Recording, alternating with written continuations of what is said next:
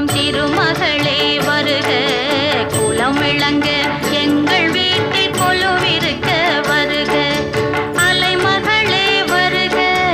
ஐஸ்வர்யம் தருக அலைமகளே வருக ஐஸ்வர்யம் தருக